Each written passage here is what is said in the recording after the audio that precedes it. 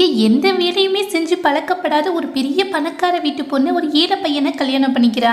காதலிக்கும் போது வேற மாதிரி இருந்த அவங்களுடைய லைஃப் கல்யாணத்துக்கு பிறகு ரொம்பவுமே மாறிடுச்சா. பத்தாவதுக்கு ப்ரெக்னெண்டா வேற இருக்கா. 10க்கு 10 ரூம்ல இனிமேல் நம்மளால வாழ முடியாது அப்படின்னு சொல்லிட்டு அவன் கூட சண்டை போட்டு அந்த இடத்த விட்டு கிளம்புறாள. அவனும் தன்னுடைய ஒய்ஃபை தடுத்து நிறுத்துறதுக்கு ட்ரை பண்றான்.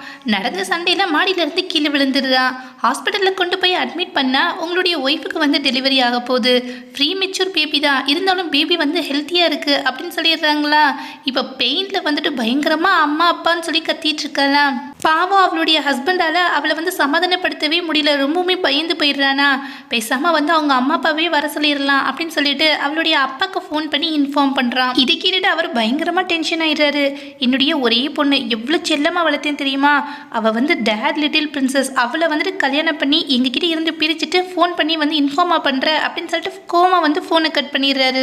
என்னதான் கோமா ஃபோனை கட் பண்ணிட்டாலும் ஒரே பொண்ணு இல்லையா, அதனால வேகமா ஹாஸ்பிட்டலுக்கு வெளியில நின்று என்ன நடக்குதுன்னு பார்த்துட்டு இருக்காரா. அந்த இடத்துல தன்னுடைய பொண்ணு வழியில அம்மா அப்பான்னு சொல்லி கத்திட்டு இருக்கா.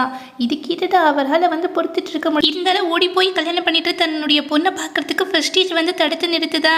இப்போ ஹீரோயினுக்கு குழந்தை பிறந்துடுது, அழகான பொண்ணு. இப்போ ஹீரோவோ அந்த குழந்தைய எடுத்துட்டு போய் அவகிட்ட காமிக்கிறானா. ஆனா அவ்வளோ அந்த குழந்தையோட முகத்தை கூட பார்க்காம திரும்பிக்கிறான். இப்போ தன்னுடைய ஒய்ஃப்க்கு தேவையான சாப்பாடெல்லாம் சமைச்சு வச்சுட்டு குழந்தைக்கும் பால்லாம் கொடுத்துட்டு வேலைக்கு போறானா. வேலைக்கு போன இடத்துலயும் மனசே இல்லை, இவங்களை தனியா விட்டுட்டு வந்துட்டோமேன்னு சொல்லிட்டு ரொம்ப ஃபீல் பண்ணிட்டு இருக்கான்.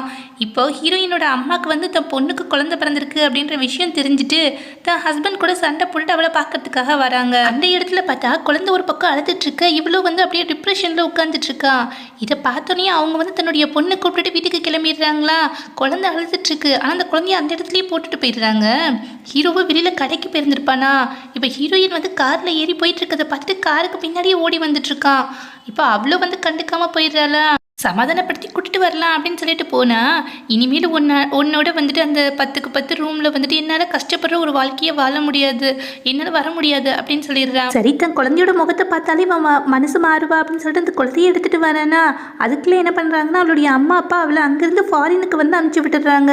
ஏர்போர்ட்டுக்கு போய் எப்படியாவது அவளை பார்க்கலான்னு ஓடுறான். எந்த பிரயோஜனமும் இல்லை, அவள் கிளம்பி போயிடுறா. ஒரு பக்கம் இந்த குழந்தை பயங்கரமா அழைச்சிட்டு இருக்கா, இன்னொரு பக்கம் ஹவுஸ் ஓனரோ இப்போ வாடகையே கொடுக்காம இத்தனை நாளா இருந்துட்டீங்க, அதனால வீடை காலி பண்ணுங்க அப்படின்னு சொல்லிட்டு அவனுக்கு நெருக்கடி கொடுக்குறாங்க. லாஸ்ட்ல படிக்கிற வயசுல லவ் பண்ணி இப்ப கையில ஒரு குழந்தையும் வச்சுக்கிட்டு எங்க போறது என்ன பண்றது அப்படின்னு தெரியாம ஹீரோ பயங்கரமா கஷ்டப்பட்டுட்டு இருக்கான். அப்பதான் அவனுக்கு லவ்னா என்ன அப்படின்ற உண்மையே புரிய வருது. இந்த வீடியோ உங்களுக்கு பிடிச்சிருக்கு, நம்ம எப்படி பிடிச்சிருந்துச்சுன்னா மறக்காம நம்மளுடைய சேனலுக்கு சப்ஸ்கிரைப் பண்ணுங்க. தேங்க்யூ.